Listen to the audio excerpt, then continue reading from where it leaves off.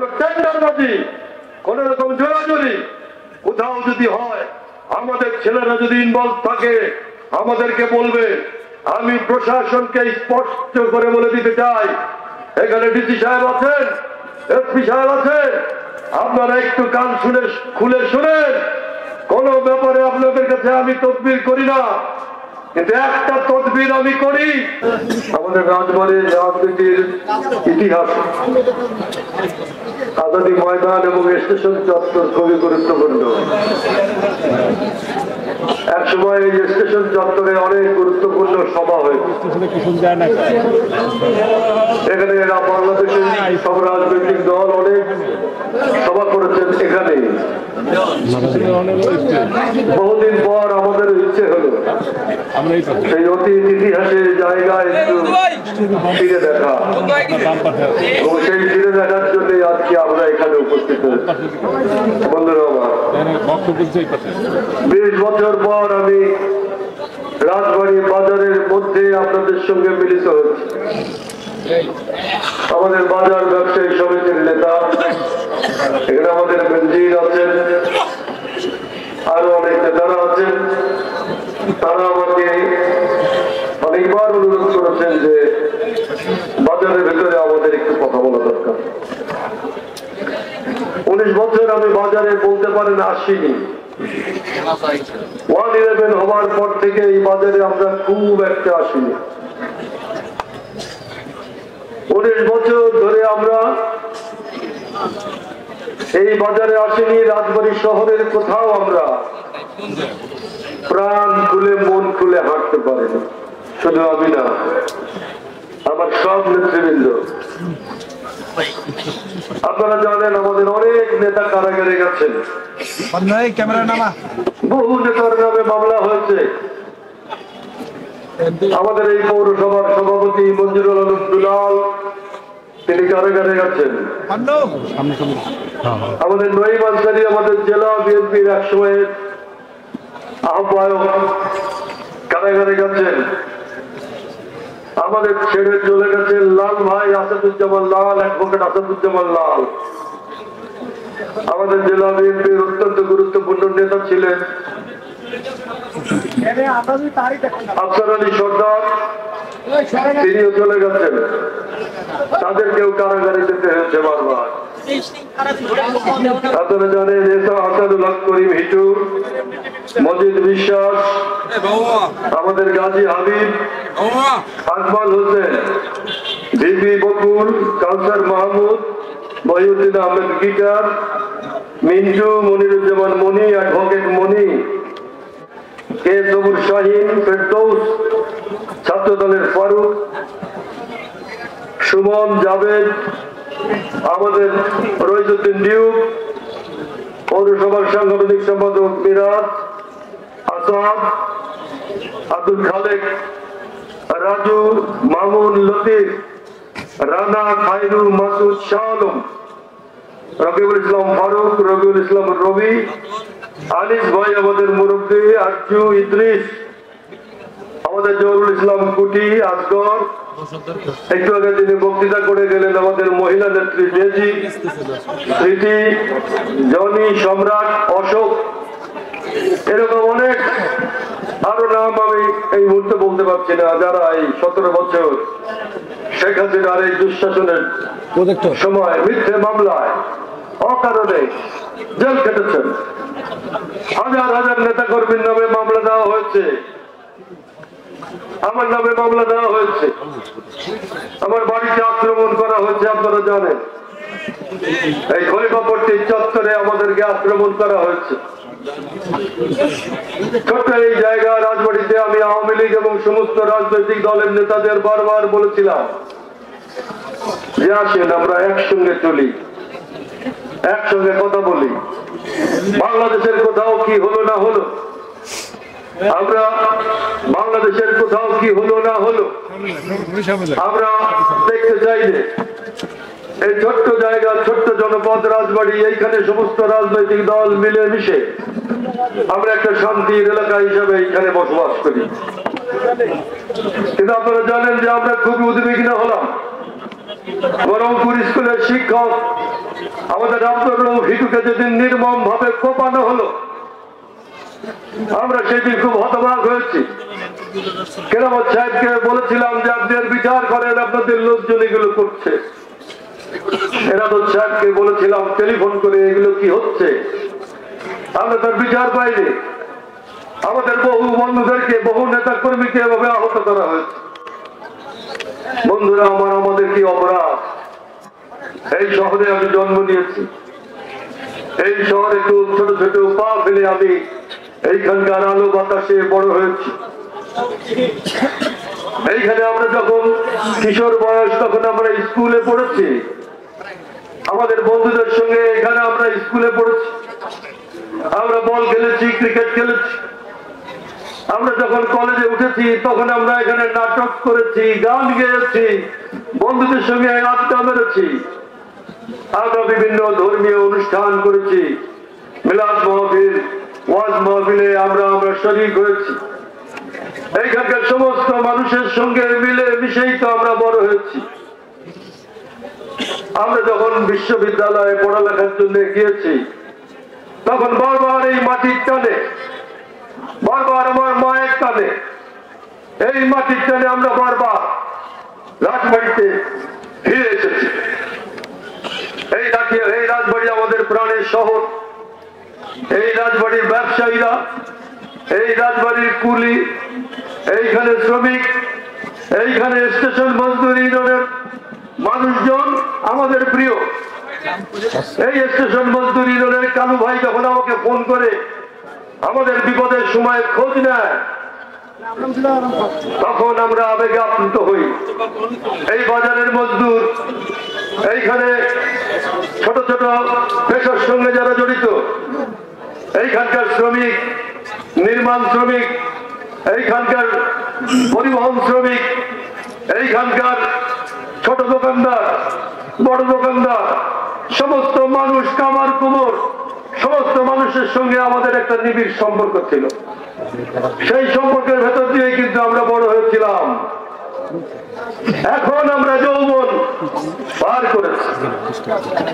এই দীর্ঘ সময় আপনারা আমাকে পৌরসভার চেয়ারম্যান করেছেন 3 বার।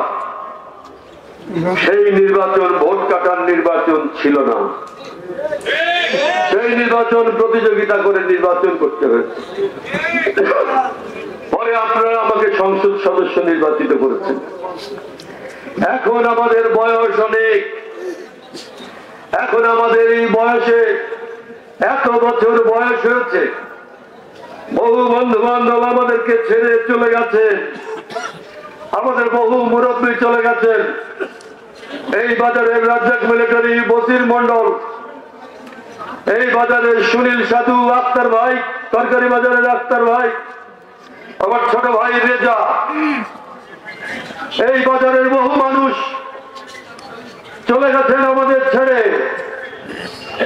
দীর্ঘ সময় আমরা তাদের সঙ্গে আমাদের জীবনের সময় কাটিয়েছি, কিন্তু কেউ বলতে পারবেন না, একটি মানুষ বলতে পারবেন না যে কারোর সঙ্গে কোনোদিন আমরা অসৎ আচরণ করেছি, আমরা কারো মনে দুঃখ দিয়েছি, কারোর সঙ্গে আমরা খারাপ ব্যবহার করেছি, কেউ বলতে পারবেন না। ছাত্র জীবনে আমরা রাজনীতি যখন করি তখন থেকে শুরু করে আমরা মানুষের পাশে ছিলাম। 88-89 সালে যখন এই বাজারে ডুবে যাচ্ছে পানিতে, এই শহর পানিতে থই থই করে, সেই ছাত্র বয়সে আমরা কিন্তু মানুষের পাশে এসে দাঁড়িয়েছিলাম। মানুষের বিপদে আপদে বিভিন্ন সময় মানুষের পাশে এসে আমরা দাঁড়িয়েছিলাম। কেউ বলতে পারবেন না এই শহরে আমরা কারোর সঙ্গে খারাপ ব্যবহার করেছি। কবি গালিব একটা কথা বলেছেন, সেই কথাটা হলো উর্দুতে, কবি হাম তোমারা সাথ বেअदबी नहीं किया, कभी हम तुम्हारे साथ बेअदबी नहीं किया, মানে কখনো আমি তোমাদের সাথে বেয়াদবি করি নাই। मगर एक दिन हम तुम्हारा साथ बेअदबी करेगा, কিন্তু একদিন আমি তোমার সাথে বেয়াদবি করব। কোনদিন আমি কারোর সাথে বেয়াদবি করি নাই, কিন্তু একদিন আমি তোমাদের সাথে বেয়াদবি করব। ও দিন हम तुम्हारा कंधे में चलेंगे, এমন বেয়াদবি করবো যে আমি তোমার কাঁধে উঠবো, এমন বেয়াদবি করবো যে আমি তোমার কাঁধে উঠে বসবো। কবে? जब हम मर जाएगा, যখন আমি মরে যাব তখন আমি তোমাদের সাথে বেয়াদবি করব। সেই জন্য আমি বলি, এত বছর গেছে, রাজবাড়ী বাজারের, রাজবাড়ী শহরের কোন লোক বলতে পারবে না যে আমরা কারোর সাথে কখনো খারাপ আচরণ করেছি। আমার জীবনে আমি আমার শত্রুর সঙ্গে, শত্রুর বিরুদ্ধে প্রতিশোধ নিতে যাইনি। আপনাদের মনে আছে 1989 সালে যখন আমি প্রথম চেয়ারম্যান হলাম, প্রথমবার চেয়ারম্যানে যাওয়ার পর এই বাজারে আমার উপর আক্রমণ হলো। পুলিশ, তখনকার পুলিশ আমার উপর আক্রমণ করলো, নির্মম সেই আক্রমণ, ভয়ানক সেই আক্রমণের শিকার হলাম। সেই দিন, সেই আক্রমণে আমি 1 মাস হাসপাতালে থাকলাম। সেই আক্রমণ হবার পর সারা রাজবাড়ী শহর ফুঁসে উঠেছিল। রেলপথ বন্ধ হয়ে গেল, বাস বন্ধ হয়ে গেল, ট্রাক বন্ধ হয়ে গেল, হাট বাজার বন্ধ হয়ে গেল। পুলিশের কাছে কেউ সদাই বিক্রি করতো না, কিন্তু 1 মাস আমাকে হাসপাতালে থাকতে হয়েছিল। সেই ঘটনার পিছনে এই রাজবাড়ির আওয়ামী লীগের লোকজন, তাদের ষড়যন্ত্র ছিল, ষড়যন্ত্র ছিল। কিন্তু তারপরে আমি ক্ষমতায় ছিলাম, আমি একসঙ্গে পৌরসভার চেয়ারম্যান ছিলাম, একই সঙ্গে আমি এমপি ছিলাম। আমি জানি কে আমার বিরুদ্ধে ষড়যন্ত্র করেছে, যার কারণে আমি শারীরিকভাবে আঘাতপ্রাপ্ত হয়েছি, আমি জানি। কিন্তু আমি প্রতিশোধ নিতে যাইনি। দুদণ্ড ক্ষমতা ছিল আমার হাতে, কিন্তু আমি কিন্তু প্রতিশোধ নিতে যাইনি। আমার শত্রু, এখনো যারা শত্রুতা করে, তাদের বিরুদ্ধে আমার কোনো নালিশ নাই, তাদের বিরুদ্ধে আমার কোনো কৈফিয়ত নাই। 18 সালের নির্বাচনে যখন এইখানে খলিফাপট্টিতে আমরা নির্বাচন করার জন্য প্রথম সভা ডাকলাম, আপনাদের মনে আছে সেই প্রথম সভার সময় কি হয়েছিল?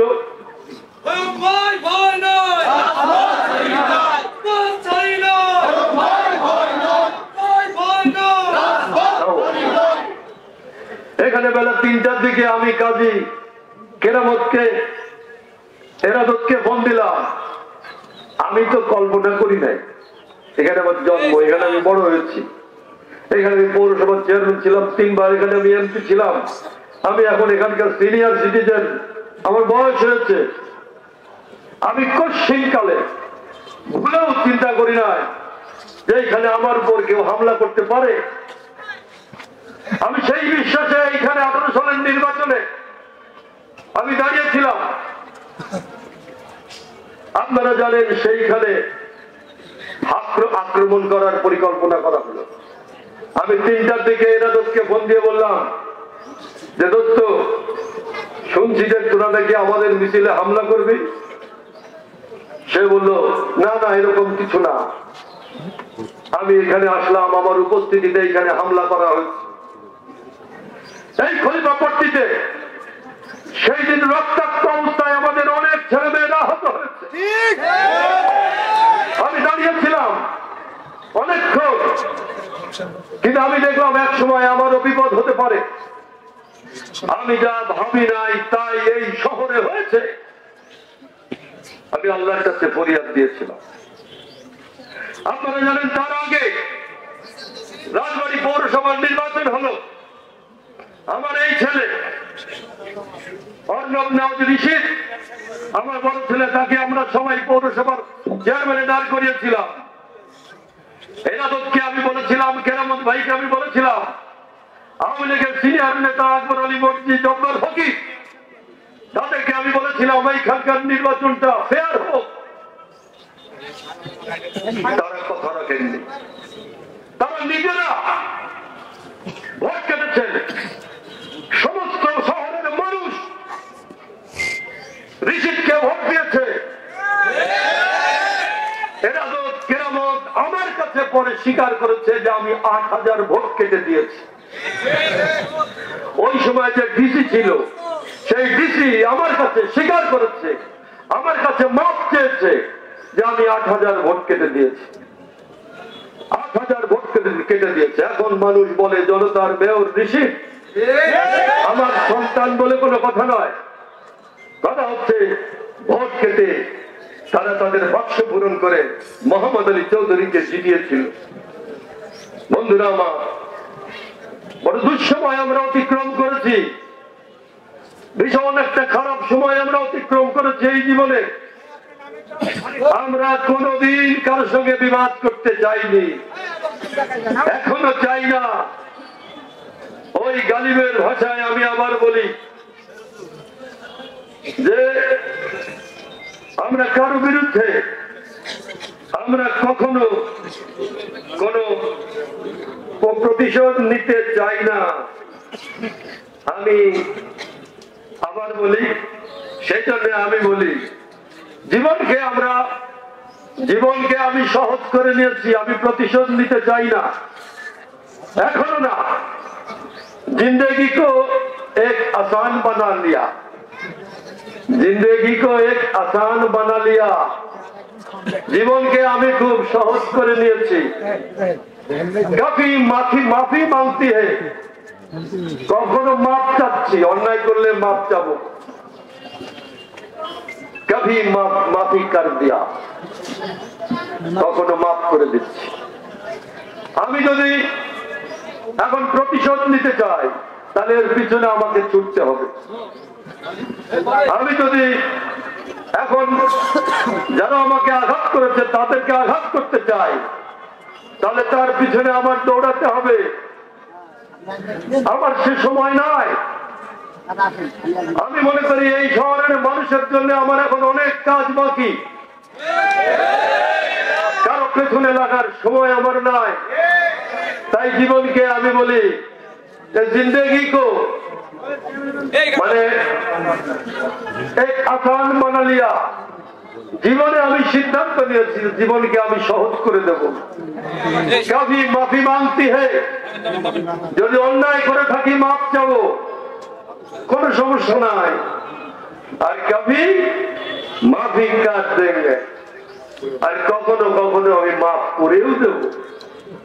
আমি মাফ করে দিয়েছি যারা আমার আঘাত করেছে, যারা আমার শরীরের উপর আঘাত করেছে, যারা আমার নেতা কর্মীকে জেল খাটিয়েছে, যারা আমার নেতা কর্মীর নামে মিথ্যা মামলা দিয়েছে, যারা আমার ছেলেকে, আমার বাচ্চা ছেলে কমল ছেলের মনে আঘাত দিয়েছে, আমি তাদের মাফ করে দিয়েছি।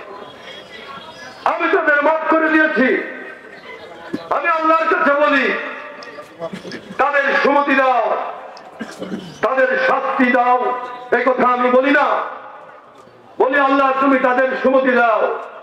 কবরে যাওয়ার আগে যেন তারা তাদের অন্যায়কে বুঝতে পারে। কবরে যাওয়ার আগে তারা যেন বুঝতে পারে আমরা অন্যায় করেছি। আমাদেরকে অসম্মান করে, আমাদেরকে আঘাত করে, আমাদেরকে ব্যথা দিয়ে, কষ্ট দিয়ে যে অন্যায় তারা করেছে, সেই অন্যায়ের শাস্তি আল্লাহ দিয়েছেন। আমি চাইলে যে আল্লাহ তুমি তাদেরকে শাস্তি দাও। আমি বলি আল্লাহ তুমি তাদেরকে সুমতি দাও, তাদেরকে হেদায়েত করো, তাদের মন ভালো করে দাও। কবরে যাওয়ার আগে যেন তারা বোঝে যে আমরা অন্যায় করেছি। কাজী কেরামত সাহেব 6 বার এমপি, অন্যায় করেছে। 6 বার এমপি, ভোট কেটে এমপি হয়েছেন। কাজী কেরামত আলী একবার 2001 সালে আমার সঙ্গে নির্বাচন করে হেরেছেন, তাই তো? জেনুইন ভোটে। তারপরে কাজী কেরামত হেরেছেন, জিতেছেন। কিভাবে জিতেছেন? চুরি করে, ভোট কেটে তারা জিতেছেন। ভালো কথা, আমি খুশি হতাম যদি দেখতাম কাজী কেরামত 6 বার জিতে এই শহরকে চমৎকার করেছেন, এখানে 2টো স্কুল করেছেন, এখানে অনেক কিছু করেছেন যা দেখা যায়। আমি খুশি হতাম। আমি খুশি হতে পারছি না। একটা বট গাছ যদি লাগাতেন আমরা যা বলতাম ওই বট গাছটা কাজী কেরামত লাগিয়েছে। আমি কারো নাম ধরে কি বোধ করতে চাইনি, কিন্তু 6 বছর মানে হচ্ছে 6 বার এমপি মানে 5-6 প্রায় 30 বছর। এই 30 বছর এই শহরে উন্নয়নের ছোঁয়া লাগেনি। এই 30 বছর এই শহরে কোনো উন্নতি হয়নি, এই জেলায় কোনো উন্নতি হয়নি। সে দায় কাজী কেরামত আলীকে নিতে হবে। আজকে তিনি কোথায় আছেন আমি জানি না, আমার এই বক্তৃতা তিনি শুনছেন কিনা আমি জানি না, কিন্তু শহর আর এই জেলার রাজবাড়ী গোয়ালন্দ এই এলাকার যে একটা বটবৃক্ষ লাগালেন না, একটা কলা গাছ লাগালেন না, একটা কিছু করলেন না, দেখা যায় না কিছু, তার দায় তো ভাই তোমাকে নিতে হবে। কাজী কেরামত আলীকে দায় নিতে হবে। আমি আলীনাথ খোয়েম 2000 ছেলেপেলেকে চাকরি দিয়েছি। কেউ বলতে পারবেন না কারো কাছ থেকে 1 কাপ চা খেয়েছি, কিন্তু কেরামত ভাই তো এই দায় নিতে হবে। যেইখানে যাদের চাকরি হয়েছে তাদের কারো 10 লাখ 15 লাখ 20 লাখ 8 লাখ টাকা দিতে হয়েছে। তারা ঘর বেচেছে, তারা বাড়ি বেচেছে, তারা জমি বেচেছে, তারা মায়ের কানের গহনা বেচেছে, বেচে তারা তাদের টাকা দিয়েছে। এই কথা সবাই জানে। একজন নাকি ফাঁসি নিয়ে মারা গেছে, সেই টাকা আর পায়নি। সে দায় কাজী কেরামতকে নিতে হবে না, নিতে হবে। ওই জন্য আমি বলি কবরে যাওয়ার আগে একবার আত্মজিজ্ঞাসা করেন যে কাজটা কি আমি ঠিক করেছি। ঠিক হয়নি, নদী শাসন হয়নি, শহরের উন্নয়ন হয়নি, ছেলেপেলের বিনা পয়সায় চাকরি হয়নি, হয়নি এই এলাকার কোন উন্নতি, হয়নি এইখানকার শান্তি শৃঙ্খলা ঠিক হয়নি। এইখানে কি হয়েছে? মাদকের সরা শহর ভরে গেছে, সারা শহর মাদকে সয়লাভ। তাই কাজী কেরামতকে নিতে হবে না, নিতে হবে। এইখানে তাই আমি আপনাদের বলি যে আজকে আপনাদের বুঝতে হবে যে এই এলাকার উন্নয়নের জন্য, এই এলাকার ভালোর জন্য আমাদেরকে ভাবতে হবে নতুন করে।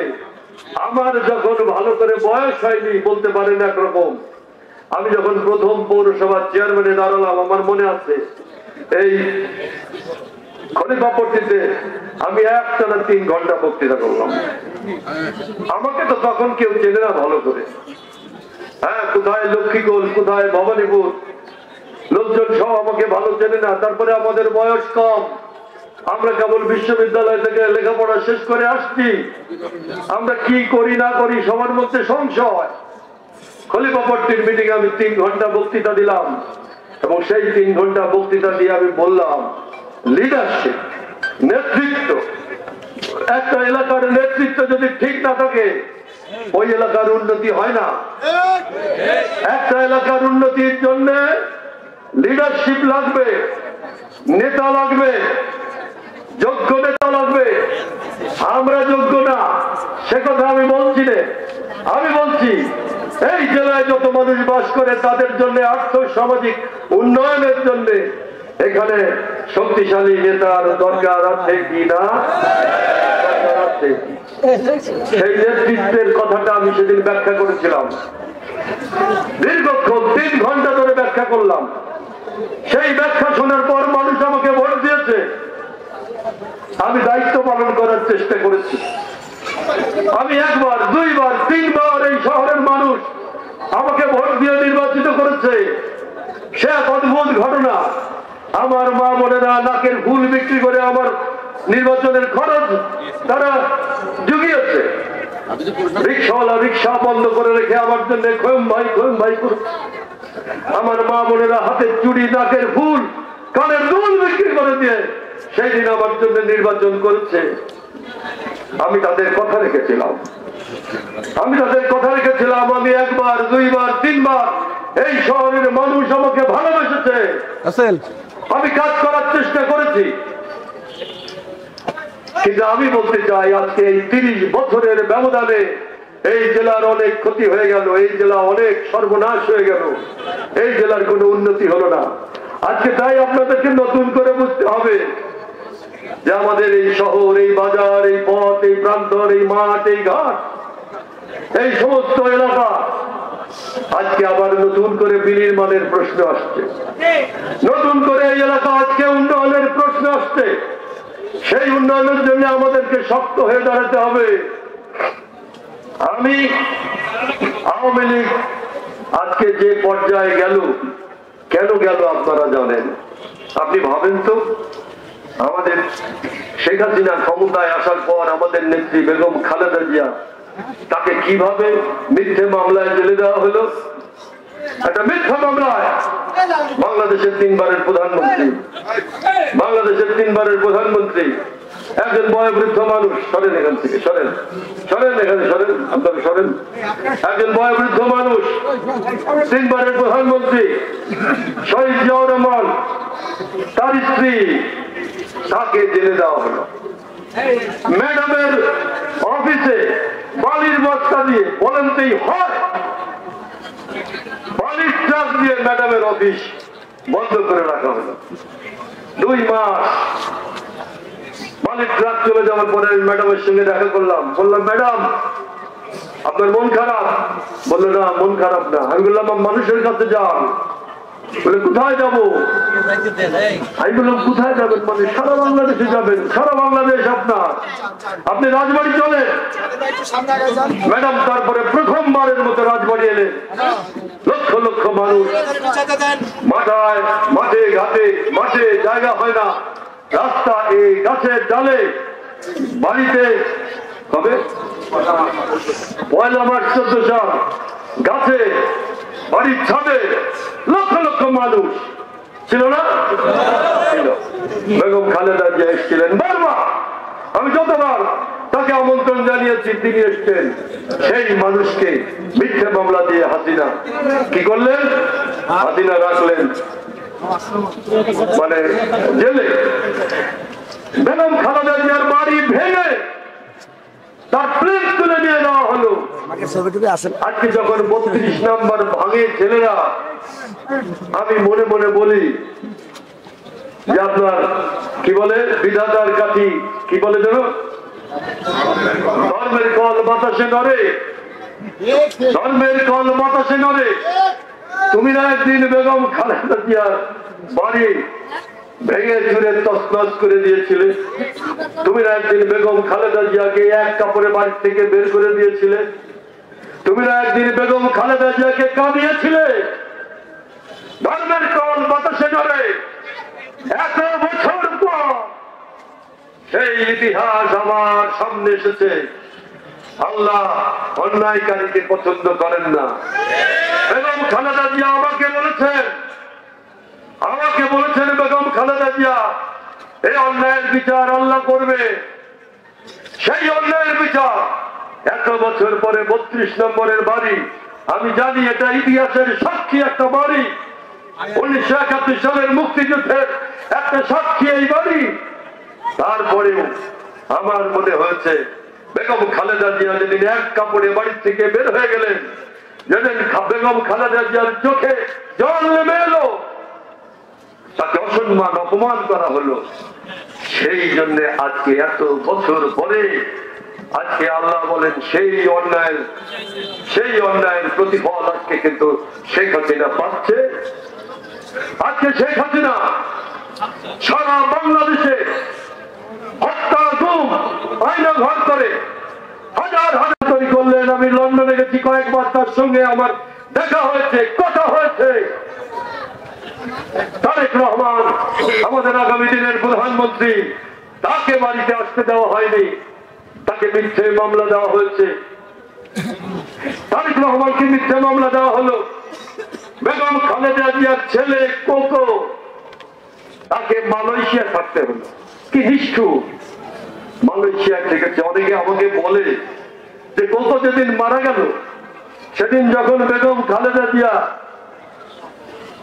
ওই তার গুলশানের অফিসে থাকলে, তখন হাসিনা তাকে দেখতে গেল এবং আপনার বেগম খালেদা জিয়া তার সঙ্গে দেখা করে নাই। তো বললেন এই কাজটা বেগম খালেদা জিয়া ঠিক করে নাই। আমি বলি, বেগম খালেদা জিয়ার সন্তান কোকো, তার বুকের ভার, তাকে মালয়েশিয়ায় রেখে, তাকে জেল দিয়ে তাকে হত্যা করা হয়েছে। সেই হত্যাকারী যখন ফিরে আসে দেখা করতে, তখন মা তো তার সঙ্গে দেখা করতে পারে না। পারে? মায়ের মন তার সন্তানের জন্য আকুল ভাবে কেঁদে ওঠে। মায়ের মন তার সন্তানের জন্য কাঁদে। সেই মা যখন দেখে তার হত্যাকারী তার বাড়ির গেটে, তখন তার সঙ্গে তো সে দেখা করতে পারে না। তাই বন্ধুরা আমার, এত অন্যায় অত্যাচার করছে, নিষ্ঠুর অন্যায় অত্যাচার করে আমাদের রাজবাড়ির ছেলেরা যেমন জেল খেটেছে, সারা বাংলাদেশে হাজার হাজার ছেলেরা জেল খেটেছে। সেই তার ভিতর দিয়ে অন্যায় জমতে জমতে পাহাড় সম হয়েছে। আর তাই 5ই আগস্ট, জুলাই আগস্টের সেই সংগ্রামে আপনারা জানেন কি হয়েছে। ছাত্ররা এবং জনতা মাঠে যখন নেমেছে, শেখ হাসিনা তাদের বুকে গুলি চালিয়েছে। মুগ্ধ নামের একটা ছেলে পানি নিয়ে মানুষের খাওয়াচ্ছে, পানি পানি করে তাকে নিশানা করে গুলি করা হলো। সাইদ প্রতিবাদ করেছে, এই বুলেট আমার দেশের মানুষের ট্যাক্স দিয়ে কেনা, আমার মানুষের টাকায় কেনা, এই বুলেট তুমি আমার বুকে চালাতে পারো না। নিশানা করে সাইদকে হত্যা করা হচ্ছে। এখন আমি দেখি, প্রতিদিন আমি ফেসবুকে দেখি কিভাবে ছেলেদেরকে হত্যা করা হয়েছে। ভ্যান গাড়িতে তুলে 8-10টা লাশ আগুন দিয়ে পুলিশ পুড়িয়ে দিল। ভ্যান গাড়িতে তুলে বিভিন্ন জায়গায় গুলি করে রাস্তার মধ্যে ফেলে দিল। হাতে ধরে পুলিশ তার বুকে গুলি করলো। হাজার হাজার ছেলের রক্তে ঢাকার রাজপথ রঞ্জিত হলো। আমার রাজবাড়ী জেলা 3টা ছেলে মারা গেছে, আপনারা জানেন। একজনের নাম সাগর, তার বাড়ি হচ্ছে মাজিয়াকান্দি। আর একজনের নাম হলো গনি, তার বাড়ি হচ্ছে খানখানাপুর। আর একজনের নাম কোরবান, তার বাড়ি হচ্ছে কালুখালী। রাজবাড়ির থেকে 3 জন মানুষ শহীদ হয়েছেন। কারো মারল? শেখ হাসিনা। কারো মেরেছে? আমার সন্তানকে শেখ হাসিনা। আওয়ামী লীগের বন্ধুদের বলি, যারা এখন লিফলেট ছড়াও, যারা এইখানে ওইখানে মিটিং করো, তাদেরকে বলি বুকে হাত দিয়ে চিন্তা করো যে আমার সন্তানকে হত্যা করা হয়েছে, আমার ছাত্রকে হত্যা করা হয়েছে, আমার কৃষককে হত্যা করা হয়েছে, আমার শ্রমিককে হত্যা করা হয়েছে। বুকে হাত দিয়ে বলো, 2000-এর উপরে যে মানুষ হত্যা করেছে সেই হাসিনা, সেই কাজটি সে ঠিক করেছে? তুমি এখনো লিফলেট বিতরণ করো। আমি লন্ডন যাওয়ার আগে প্রশাসনকে আমি বলেছি, আমরা অতি উৎসাহ নেব না, জামিন হোক। আমার কথা নয়, জামিন হলে আগে আমাদের জামিন হতো আর জেল গেটে আবার ধরতো। একটা মামলায় জামিন হতো আর আরেকটা মামলায় বলতো পেন্ডিং মামলা, করতো। একটা মামলা হয়তো জামিন নিতাম কষ্ট করে, হাইকোর্ট থেকে জামিন নিতাম, আমাদের এই যে ডেজি এইখানকার কমিশনার, তাকে জেলে দিল আমার কাছ থেকে ছিনিয়ে নিয়ে। কিভাবে আমার বাড়ি আক্রমণ করেছে আপনারা জানেন। সেইখানে ডেজি এসে দাঁড়ালো যখন একটা মেয়ে, একটা মহিলা, এইখানকার পৌরসভার 3 বারের কমিশনার, তাকে কিভাবে লাঠি পিটা করেছে আমার সামনে, তাকে জেলে দিয়ে। আমাদের ছোট বোন স্মৃতি, সেই স্মৃতিকে আমি মা বলে ডাকি। ছোট মেয়ে, মানুষের রক্তের প্রয়োজন হলে স্মৃতি রক্তের যোগান দেয়। মানুষের বিপদ হলে সে ছুটে যায়, তাকে মানুষ রক্ত কন্যা বলে ডাকে।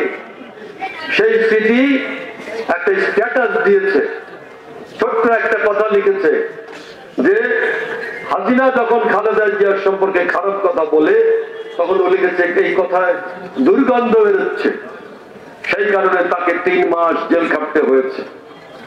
আমরা নিচের কোর্টে জামিন করালাম, আমরা জজ কোর্টে জামিন করালাম, আমরা হাইকোর্টে জামিন করালাম, সুপ্রিম কোর্ট আটকে দিল। 3.5 মাস জেল খেটে ওই ছোট্ট মেয়েটা বের হয়েছে। আওয়ামী লীগের লোকজন, তাদের কাছে আমি বলি এটা কি অন্যায়? এটা কি আপনি মনে করেন এটা ঠিক হয়েছে? ঠিক হয়নি। কোথায় কোথায় থাকেন, কোথায় কোথায় ঘোরেন আমরা জানি। আমি আগে বলেছি আমি প্রতিশোধ পরায়ণ নই, আমি প্রতিশোধ নিতে চাই না। আমি আবার বলি যারা অন্যায় করেছেন আল্লাহ তাদের হেদায়েত করুক। কিন্তু একবার চিন্তা করেন, আওয়ামী লীগ যা করেছে, তা অন্যায় করেছে, তা 52 সালে 3 জন মানুষ মারা গেছে, 62-তে 10 জন 11 জন লোক মারা গেছে, 68-69 সালে 2-3 জন মারা গেছে। আর এই আন্দোলনে আমার বাচ্চারা 2000-এর উপরে আমার ছেলেমেয়েরা মারা গেল। এই আন্দোলনে শেখ হাসিনা বিচার হতে হবে, শেখ হাসিনার ফাঁসি হবে। সেই ফাঁসির জন্য আজকে সারা পৃথিবী উত্তর, আজকে ভারত তাকে সাপোর্ট করে। আর এই জন্য ভারত নিজে বাংলাদেশের মানুষের সঙ্গে সম্পর্ক নষ্ট করছে। এইখানকার সমস্ত অপকর্মকে ভারত সমর্থন করছে। তাই এইখানকার শতকরা 98% মানুষ আজকে ভারতের বিরুদ্ধে। আমরা একটা অবাধ সুষ্ঠু নির্বাচন চেয়েছিলাম, হাসিনা যা করেছে ভারত তা সমর্থন করে, আমরা তার বিরুদ্ধে। আমরা এইখানে একটা সুষ্ঠু নির্বাচন চাই, এই হচ্ছে আমাদের দাবি। সেই দাবিটা তো অন্যায় নয়। সেই দাবি করার জন্য আমরা দীর্ঘ 17 বছর লড়াই করেছি। আমাদের নামে মামলা হয়েছে, আমাদেরকে হত্যা করা হয়েছে 17 বছর। আজকে নতুন একটা সময় এসছে। আমি বলি আওয়ামী লীগের বন্ধুদের, অকারণে এইখানে উত্তাপ বাড়ানোর চেষ্টা করবেন না। স্পষ্ট করে আমি বলি আওয়ামী লীগ বাংলাদেশে আর রাজনীতি করতে পারবে না। এই হত্যাকারীরা বাংলাদেশে রাজনীতি করার কোন অধিকার রাখে? আওয়ামী লীগ কি হত্যাকারী নয়? আওয়ামী লীগ হত্যাকারী, শেখ হাসিনা হত্যাকারী। এই আওয়ামী লীগ এইখানে রাজনীতি করার আর কোন অধিকার রাখে না। হত্যাকারী রাজনীতি করার অধিকার রাখে না। তাই আমি একটু আস্তে করে সাবধান করে বলে দিতে চাই যে দয়া করে আপনারা এখানে উত্তাপ ছড়াবেন না, বোঝার চেষ্টা করেন। এক সময় মুসলিম লীগ ছিল, পাকিস্তানের 47-এর আগে মুসলিম লীগের নেতৃত্বে পাকিস্তান হয়েছে। কিন্তু মুসলিম লীগের এই সমস্ত অন্যায়ের কারণে মুসলিম লীগ এখন বাংলাদেশ থেকে মুছে গিয়েছে না? মুসলিম লীগ নামে কোন দলকে কেউ চেনেন? এখন চেনেন না। আওয়ামী লীগ 71 সালে একটা দল ছিল। আজকে এত বছরে 72-75 সালে যে অন্যায় করেছেন, রক্ষী বাহিনী দিয়ে মানুষ মেরেছেন, আবার এখন মানুষ মেরেছেন। এত অন্যায়ের পরে এই আওয়ামী লীগ বাংলাদেশে আর থাকার কোন কারণ নাই। আওয়ামী লীগ বাংলাদেশে থাকবে না। বাংলাদেশের নতুন সূর্য উঠেছে, বাংলাদেশের নতুন সূর্য উঠেছে। বেগম খালেদা জিয়ার নেতৃত্বে, তারেক রহমানের নেতৃত্বে আমাদের 31 দফা নতুন একটা কর্মসূচির ভিত্তিতে আমরা বাংলাদেশে অবাধ সুষ্ঠু নির্বাচন চাই। আমরা অন্তর্বর্তীকালীন সরকারের কাছে স্পষ্ট করে কালকে আমাদের মহাসচিব বলেছেন যে ডিসেম্বরের মধ্যে নির্বাচন চাই, আমরা নির্বাচন চাই, অবাধ সুষ্ঠু নির্বাচন, একমাত্র নির্বাচন। নির্বাচনের ভেতর দিয়ে এখন মানুষ তার গণতান্ত্রিক অধিকার ফিরে পেতে পারে। এই সরকার ব্যর্থ হোক এটা আমরা চাই না, এই সরকার ব্যর্থ হোক এটা আমরা চাই না। এই সরকারকে আমরা সাহায্য করতে চাই, কিন্তু সরকারকে বুঝতে হবে তার কর্মসীমা কতদূর। একটা নির্বাচিত সরকার না হলে দেশের অর্থনীতি, রাজনীতি, আইন শৃঙ্খলা কোনো কিছু নিয়ন্ত্রণ করা সম্ভব হবে না। এটা ইতিহাসের সাক্ষী। সেই জন্য আমরা একটা অবাধ সুষ্ঠু নির্বাচন চাই। একটা অবাধ সুষ্ঠু নির্বাচনের ভেতর দিয়ে এইখানে বেগম খালেদা জিয়া এবং তারেক রহমানের নেতৃত্বে আমরা এক হয়ে এইখানে আবার বাংলাদেশকে আমরা আবার নতুন করে গড়ে তুলব। আমাদের সেই কাজটি করতে হবে বন্ধুগণ। আমি আমার কথার শেষ পর্যায়ে আপনাদের বলি, আসেন রাজবাড়ী জেলার সমস্ত জায়গায় আমরা শান্তি সম্প্রীতি আনি। বাজারের ব্যবসায়ীদের বলি, যদি কেউ চাঁদা চায় বেঁধে রাখবেন। কেউ যদি আপনার কাছে অন্যায় করে আপনার জমি দখল করতে আসে বেঁধে রাখবেন। আমার দলের নেতা কর্মীদের খবর দেবেন।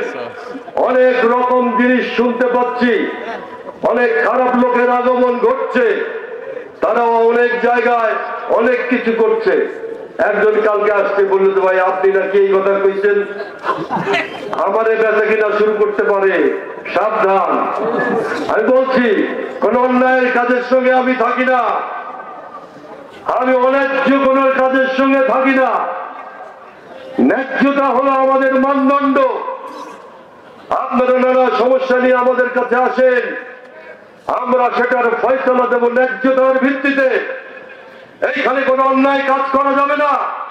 যতদিন আমরা বেঁচে আছি এই শহরে কোনো অন্যায় কাজ আমরা হতে দেব না। সেই জন্য অন্যায় ভাবে করা, কেউ যদি চাঁদাবাজি করে, জোর করে, রাজবাড়ির ব্যবসায়ীরা মনে রাখবেন আমিও আপনাদের একজন বন্ধু, আপনাদের একজন ভাই। রাজবাড়ি বাজারে আমার নিজের একটা ঘর আছে, আমার নিজের একটা ব্যবসা আছে। ব্যবসা এখন নাই, নষ্ট হয়ে গেছে, হ্যাঁ, কিন্তু আমার একটা ঘর আছে। আমি আপনাদের সহকর্মী। কোনো কিছু হলে আপনারা আমাদের কাছে আসবেন, আমরা আপনাদের সঙ্গে আছি। কোন টেন্ডারবাজি, কোন রকম জোরাজুরি কোথাও যদি হয়, আমাদের ছেলেরা যদি ইনভলভ থাকে আমাদেরকে বলবে। আমি প্রশাসনকে স্পষ্ট করে বলে দিতে চাই, এখানে ডিসি সাহেব আছেন, এসপি সাহেব আছেন, আপনারা একটু কান খুলে শুনেন। কোন ব্যাপারে আপনাদের কাছে আমি তদবির করি না, কিন্তু একটা তদবির আমি করি, সেটা হচ্ছে যদি আমার কোন ছেলে অন্যায় করে, যদি আমার দলের কোন নেতা অন্যায় করে, আমার দলের নেতা কোন কর্মী যদি অপরাধে লিপ্ত হয়, আমি আপনাদের তদবির করি, অনুরোধ করি তাকে ধরে জেলে দেবেন, তাকে ধরে জেলে দেবেন। আমি আপনাদের সাহায্য করব, কোন অন্যায় কাজের সমর্থন আমরা করব না। আমি আমার কথার শেষ পর্যায়ে আমি আপনাদের বলি, আসেন আমরা এই রাজবাড়ী শহরকে আবার চমৎকার করে গড়ে তুলি। আসেন আবার আমরা নতুন একটা স্বপ্ন দেখি। আসেন আমরা আবার একটা নতুন বাংলাদেশ গড়ে তুলি। আসেন আমরা বেগম খালেদা জিয়ার নেতৃত্বে, তারেক রহমানের নেতৃত্বে এই বাংলাদেশ একটি গণতান্ত্রিক বাংলাদেশ হিসাবে গড়ে তুলি। এইখানে শান্তির দেশ গড়ে তুলি। অর্থনীতি, সমাজনীতি, রাজনীতি সব ক্ষেত্রে একটা সমৃদ্ধির দেশ গড়ে তুলি। এইখানে হিন্দু, মুসলমান, বৌদ্ধ, খ্রিস্টান, হিন্দুদের সকলকে নিয়ে আমরা একটা চমৎকার বাংলাদেশ গড়ে তুলি। এই হলো আমার আহ্বান। ভালো থাকবেন, সুখে থাকবেন, শান্তিতে থাকবেন। খোদা হাফেজ। বাংলাদেশ জিন্দাবাদ।